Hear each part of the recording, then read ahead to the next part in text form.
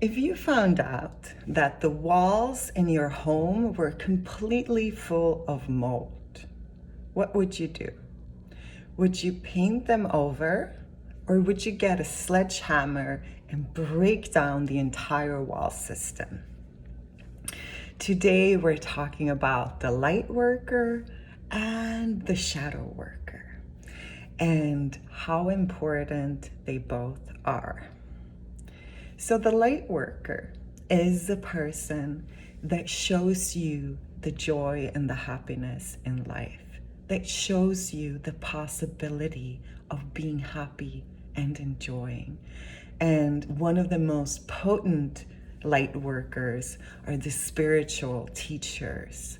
Through meditation, through yoga, you can become incredibly happy, right?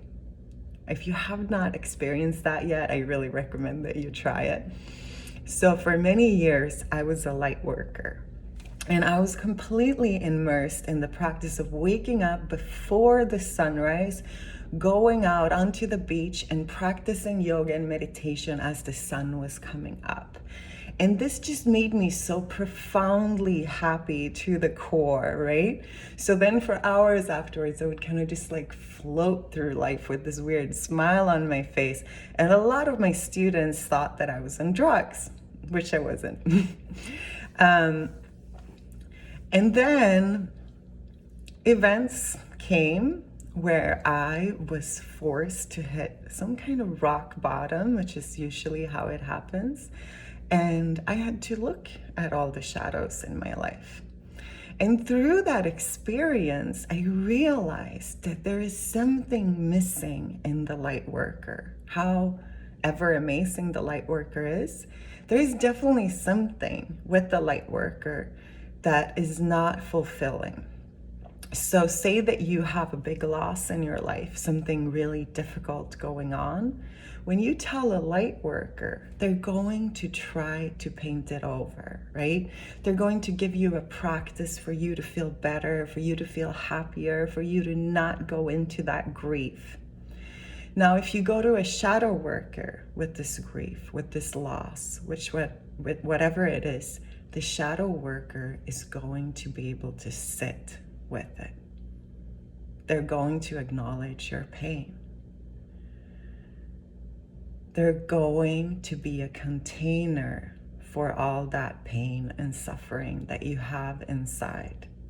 And if you've been running from that for a long time, it's an incredible feeling to get that container, to be able to sit with that and acknowledge that. Now, even that can get too much, right? Like, we don't want to just wallow in our pain and our grief forever. We want to go through it and then again find that light again, right? It's an up and down. And that's what I mean when I say that the light worker and the shadow worker are equally important. And a lot of people are saying that right now, with this crisis going on, the shadow workers are really important. And a lot of light workers are stepping up and acknowledging their shadow. And when they acknowledge their shadow, they're able to hold our pain as well. So you can liken it to a friend that's only there for the fun times. Like, we all have a friend like that, right? Like, when things are going well, we love hanging out with this person because they're so much fun. They're like the life of the party. They're making every day into something special and joyful, right? But then when you have a big loss in your life, this is not the friend that you call. You call your other friend who's maybe not as fun, but who is able to sit with this. So I want to celebrate all the light workers, all the shadow workers, and I really appreciate you all. Thank you for the work that you do.